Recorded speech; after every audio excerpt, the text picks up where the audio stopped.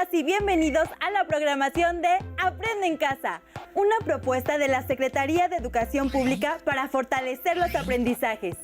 Gobernantes y gobernados. Es el título de esta sesión de formación cívica y ética de primer grado. Antes de empezar, tengan cerca hoja y lápiz para hacer anotaciones que podrán anexar a su carpeta de experiencias. Recuerden registrar ideas principales, reflexiones y actividades del proceso de aprendizaje que presentarán a su docente. Abordaremos un tema relacionado a la convivencia social y a la toma de decisiones colectivas. La democracia tiene una manera específica, que se diferencia de otros regímenes políticos. ¿Qué ocurre, por ejemplo, en los autoritarios, donde unos pocos toman decisiones por todos y la población no puede hacer valer sus necesidades, demandas e intereses? En este caso, las decisiones políticas casi nunca les benefician. En la democracia, las ciudadanas y ciudadanos participan en las decisiones políticas, unas veces de forma directa y la mayoría de ellas a través de sus representantes. Para conocer más sobre el tema, los invitamos a ver el siguiente video. Hay situaciones que vivimos en sociedad que nos afectan a todos. La seguridad, los servicios públicos como la energía eléctrica, el agua o la basura son de interés para todos los habitantes de una comunidad. Cuando uno de estos temas nos afecta, todos debemos participar en su solución. Primero, organizándonos entre vecinos. Luego convocando a las autoridades correspondientes para encontrar soluciones y después dar seguimiento para que se cumplan los acuerdos tomados. Se llama democracia representativa cuando los ciudadanos ejercen el poder político a través de representantes a quienes eligen por medio de votaciones. La democracia como sistema de vida significa participar en los asuntos de la comunidad, en la toma de acuerdos y decisiones colectivas para el beneficio común, en la observancia y vigilancia de acuerdos. Además, significa respetar la dignidad humana, las libertades y los derechos de todas y todos. Una forma de democracia es la directa, en la que todos toman las decisiones.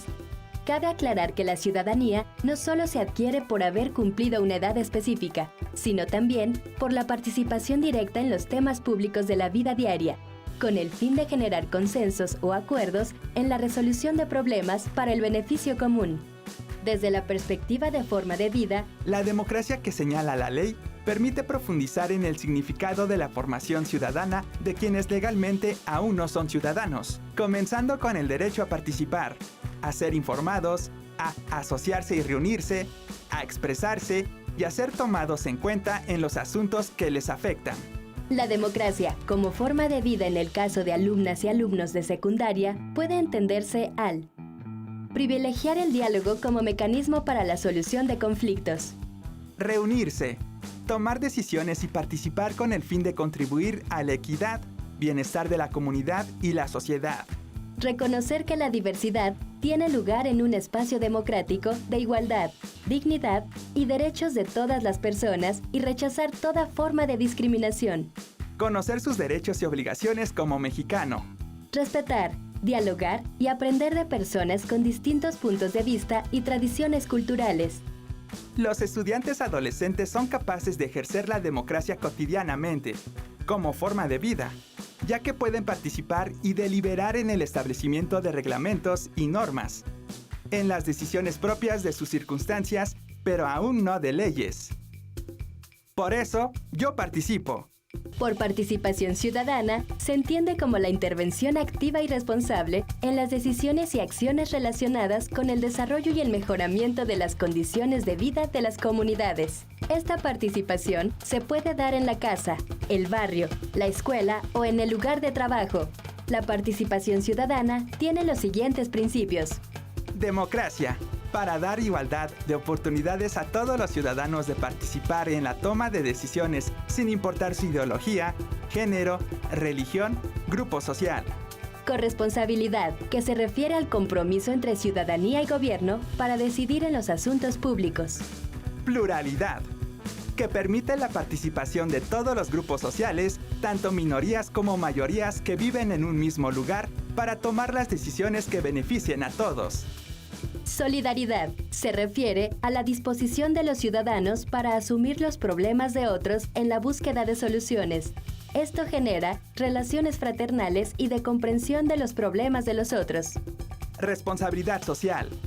Ya sea de manera individual o colectiva para asumir responsabilidades para la solución de los problemas comunes y dar seguimiento e informar a los demás del avance de sus gestiones. Implica responder por los actos que se realizan. Respeto al reconocimiento de la diversidad de formas de pensar, de propuestas de soluciones, incluso a elegir participar en las decisiones comunes. Tolerancia, al garantizar el reconocimiento y respeto a la diferencia y a la diversidad de quienes conforman la comunidad. Y autonomía, cuando los grupos sociales toman decisiones sin la intromisión de personas que no pertenecen a la comunidad. Un ejemplo de participación de jóvenes mexicanos es el Premio Nacional a las Buenas Prácticas Locales en materia de juventud, organizado en 2014 por el Instituto Mexicano de la Juventud, la Fundación IDEA y el Fondo de Población de las Naciones Unidas en México. De la convocatoria de 2014, se recibieron 84 postulaciones de 23 estados de la República. La propuesta ganadora fue la salud sexual y reproductiva a través de los derechos sexuales y reproductivos de la población adolescente y joven en el municipio de Paracho, en el estado de Michoacán. ¿Y tú? ¿De qué manera asumes la democracia como forma de vida? Hay asuntos que nos interesan a todas y a todos, de los cuales depende nuestro bienestar, el de nuestras familias y el de nuestra comunidad. Al participar activamente en ellos, podemos hacer valer nuestra voz. Ustedes, como adolescentes, pueden y deben participar. Si dejamos que otras y otros tomen decisiones por nosotros, es más probable que nuestros intereses se vean afectados. En la democracia es importante la participación, que por sí sola no garantiza que nuestra posición gane.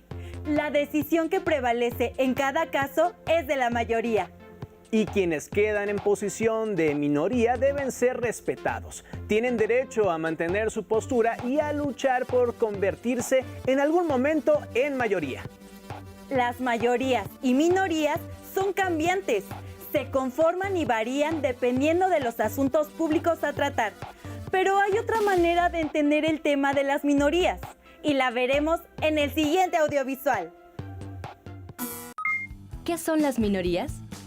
Con este término nos referimos a un grupo de personas pertenecientes a minorías nacionales o étnicas, religiosas y lingüísticas. El término grupos minoritarios no tienen una definición única, debido a la diversidad de culturas que existen en el mundo. Pero lo que sí sabemos es que las llamadas minorías están presentes en todas las sociedades. Se puede decir que una minoría es un grupo dentro de una sociedad más grande.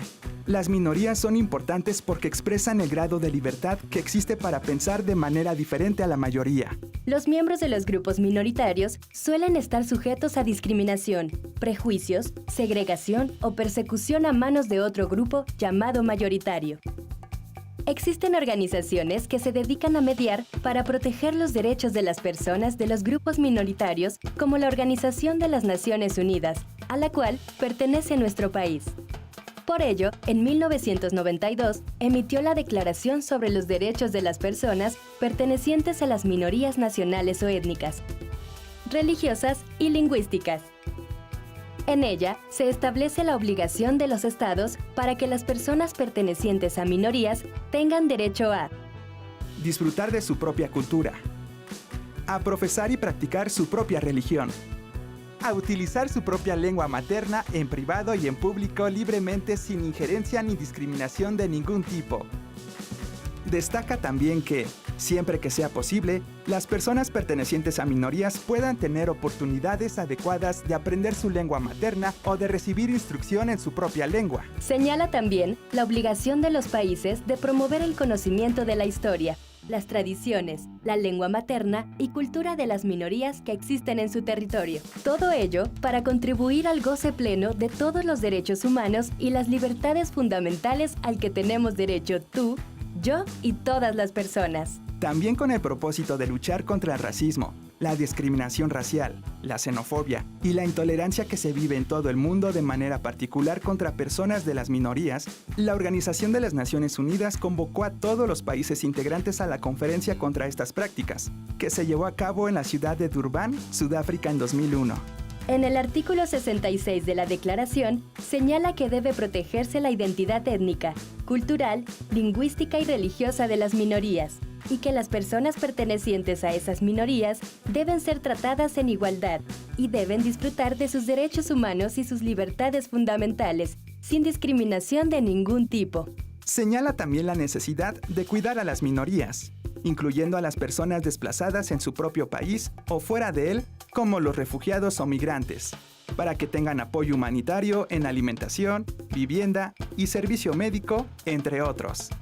Luchar contra el racismo, la discriminación racial, la xenofobia y la intolerancia hacia las personas que pertenecen a las minorías enriquece a nuestras sociedades y nos hacen mejores seres humanos.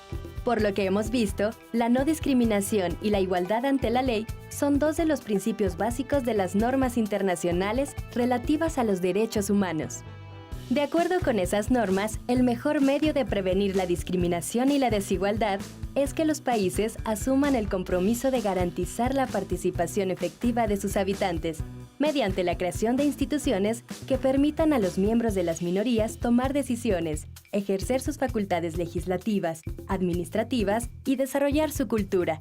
Es decir, que los grupos de personas de las minorías participen efectivamente en proyectos económicos y de desarrollo, además de evaluar los efectos de estos proyectos. No olvidemos que las niñas, niños y adolescentes son parte esencial de la sociedad y por supuesto también de las minorías.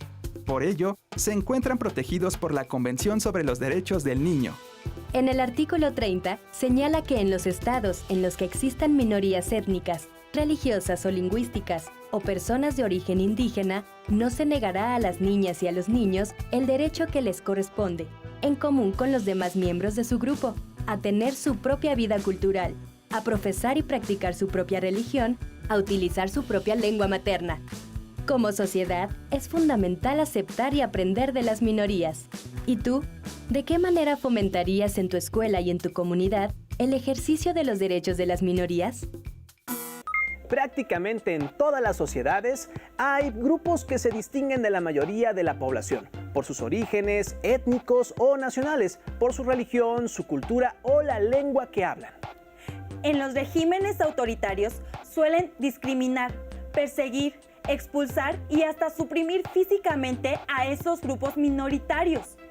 Debido a esto, la Organización de Naciones Unidas ha aprobado declaraciones y tratados que buscan proteger los derechos humanos de estas minorías, empezando por su derecho a mantener sus costumbres, lenguas y cultura.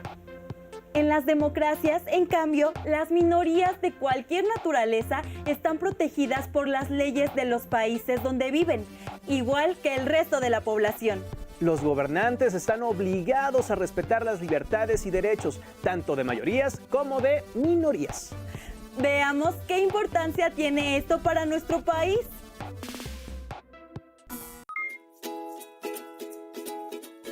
Oye, entonces para la tarea sobre las leyes de la Organización Sociopolítica de México, me toca revisar la Constitución de los Estados Unidos Mexicanos y de la Ciudad de México. ¿Y tú qué piensas hacer? Pues yo estoy estudiando la Constitución Política del Estado de Oaxaca.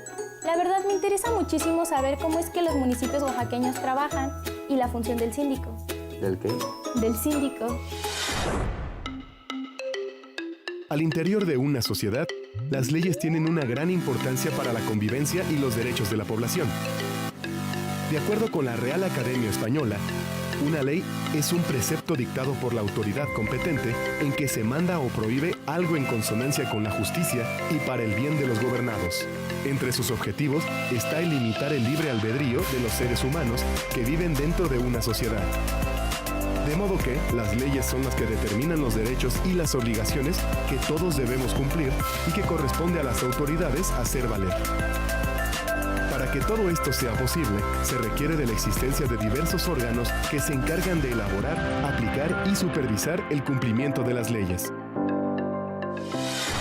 En México tenemos un régimen republicano porque el jefe de Estado no es un monarca, sino un cargo público cuyo ocupante no tiene derecho por sí mismo a ejercerlo, sino que lo ha obtenido mediante un procedimiento de elección y está sometido al escrutinio público. También existen otros elementos fundamentales para el funcionamiento de una república. Tal es el caso de la división de poderes. El Poder Ejecutivo Federal tiene la misión de velar por la aplicación de las leyes y lo representa el presidente de los Estados Unidos mexicanos. El Poder Ejecutivo Estatal tiene también la misión de velar por la aplicación de las leyes estatales y lo personifica el gobernador de cada estado. El Poder Legislativo se encarga de hacer las leyes. Está integrado por la Cámara de Diputados y Senadores. Por último, el Poder Judicial es el órgano responsable de impartir justicia y vigilar que se cumplan las citadas leyes.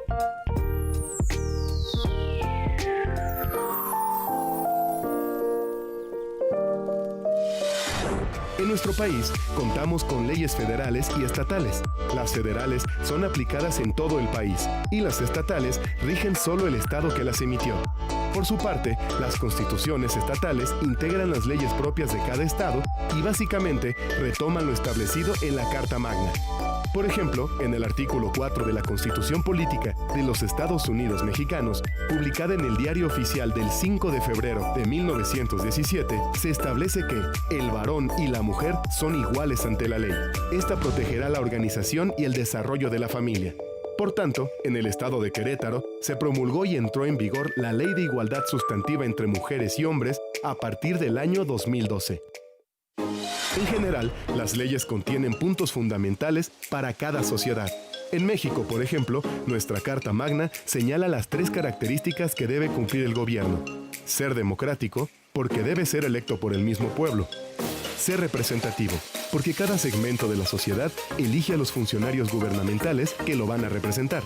Y ser federal, en tanto que está formado por todos los estados que integran la República. La convivencia armónica de toda sociedad está regulada por leyes que ponen de manifiesto valores como la libertad, justicia y tolerancia. Esto, aunado a un verdadero aprecio por la legalidad, tanto por el pueblo como el gobierno, hace posible que las relaciones entre las personas, los grupos y las instituciones se den de manera pacífica y eficiente. Así, la existencia de las leyes y su respeto son condiciones para la convivencia y la justicia. Y es nuestra obligación conocerlas. Bueno, ¿y qué es eso de síndico? Mira, pues aquí dice que el síndico es el encargado de defender y de vigilar los intereses municipales, así como también de representar jurídicamente al ayuntamiento. Wow, a ver, préstame ese documento. No sabía que... ¿Y tú, qué has leído de la Constitución de los Estados Unidos Mexicanos? ¿Conoces las leyes que te rigen? Como saben, desde que nació como país independiente, México ha sido una república democrática, donde los gobernantes son electos mediante el voto ciudadano y federal. México, como República Democrática Federal, está integrada por estados asociados libremente bajo un gobierno común, el gobierno federal. Otra característica central de nuestra organización política es la división de poderes, ejecutivo, legislativo y judicial. ¿Saben cuál es la razón de que exista la división de poderes? El propósito es que el poder político, es decir, el poder de tomar decisiones que afectan a la sociedad, no esté concentrado en una o pocas personas. Cada uno de los poderes limita y vigila a los otros dos. Por lo tanto, disminuye la posibilidad de que haya abusos de poder.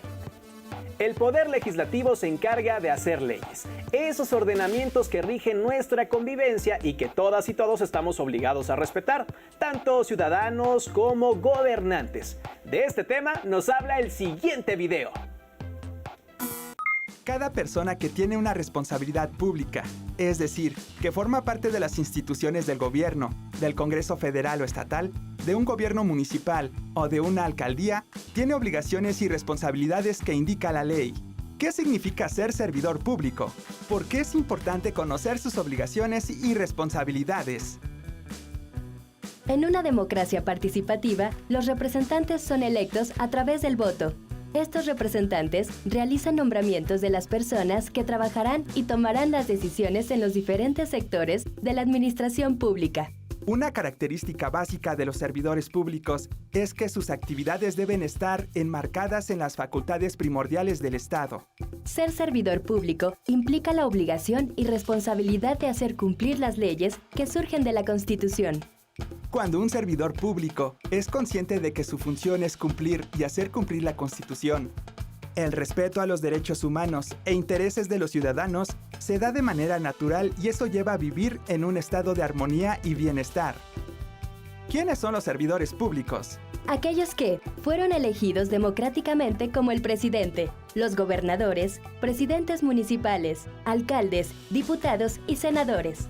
Las personas nombradas por los representantes populares para ocupar diversos cargos como jueces y magistrados, secretarios de Estado, directores generales, presidentes de institutos. Los funcionarios, empleados y todas las personas que tengan un cargo, empleo o comisión en las diversas oficinas de la Administración Pública Federal. Y los que marquen las constituciones estatales. Las responsabilidades de los servidores públicos se encuentran en los artículos 108 al 114 de la Constitución Política de los Estados Unidos Mexicanos. De la Carta Magna se desprende la Ley General de Responsabilidades Administrativas que dice que los servidores públicos deben desempeñar sus cargos con disciplina, legalidad, objetividad, profesionalismo, honradez, entre otros principios. Existen 4 tipos de responsabilidades en las que pueden incurrir los servidores públicos. Política, cuando el actuar de servidores públicos de alto rango ocasione perjuicio a los intereses públicos. Penal, al incurrir en hechos de corrupción como abuso de autoridad, tráfico de influencias, enriquecimiento ilícito. Administrativa, faltas no graves como realizar su trabajo sin disciplina ni respeto, no supervisar que las personas bajo su responsabilidad cumplan sus funciones. Y faltas administrativas graves como cohecho, cuando se obtiene un beneficio extra por el cumplimiento de su función, desvío de recursos públicos, utilización indebida de la información con que cuenta. Y responsabilidad civil, como causar daños al patrimonio público. Los servidores públicos que no cumplan adecuadamente su función o no realicen sus funciones serán sancionados con multas, prisión, decomiso de bienes, destitución, inhabilitación para volver a ocupar cargos públicos. La Constitución establece el juicio político a los funcionarios que realicen violaciones graves a la misma Constitución, a las leyes federales que de ella emanen, así como por el manejo indebido de fondos y recursos federales. Algunas de las causas de un juicio político son ataque a las instituciones democráticas y a la forma de gobierno, violaciones a los derechos humanos, ataque a la libertad de sufragio, usurpación de atribuciones. El juicio político no procede por la mera expresión de ideas. Algunos de los servidores públicos que pueden ser sujetos a juicio político son senadores y diputados, ministros de la Suprema Corte de Justicia de la Nación, consejeros de la Judicatura Federal, secretarios de despacho, fiscal general de la República, el consejero presidente, los consejeros electorales y el secretario ejecutivo del Instituto Nacional Electoral, los magistrados del Tribunal Electoral, entre otros. La misma Constitución les da a los ciudadanos la posibilidad de realizar denuncias contra los servidores públicos. Para poder ejercer este derecho, es necesaria la participación de los ciudadanos informándose, conociendo y comprendiendo las funciones, atribuciones y responsabilidades de los servidores públicos. El conocimiento de quiénes son las personas que ocupan cargos públicos en la comunidad en la que se vive y cómo es su desempeño. Incluso, reconocer cuándo una persona es un buen servidor público y agradecer su trabajo también es un acto de ciudadanía. ¿Y tú? ¿Cuáles funciones y responsabilidades de los servidores públicos de tu localidad conoces? Una vez electos, las y los representantes políticos y las personas que designan en los distintos cargos públicos están obligados a cumplir lo que la ley dice. Si no lo hacen, pueden ser sancionados según el tipo de falta que cometieron. Lo fundamental para sancionarlos es que exista una ciudadanía atenta y vigilante, que premie la eficacia y la honradez y no deje pasar comportamientos ilegales. De acuerdo a lo que han visto y revisado en la sesión, contesten a las siguientes preguntas e intégrenlas en su carpeta de experiencias. ¿En qué asuntos les gustaría involucrarse para contribuir al bienestar de sus comunidades?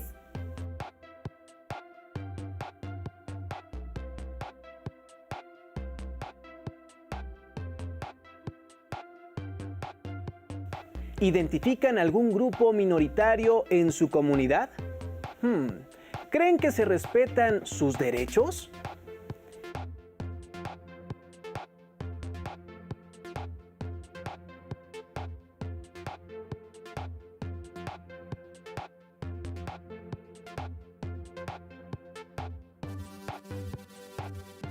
¿Cómo se imaginan que las y los ciudadanos pueden vigilar el desempeño de los servidores públicos?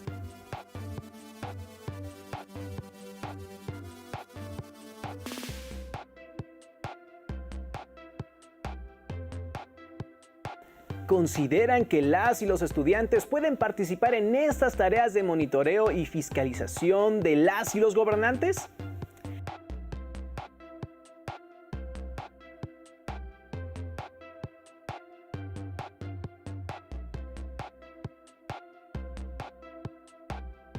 De preferencia, compartan sus puntos de vista con los miembros de su familia para enriquecer sus perspectivas.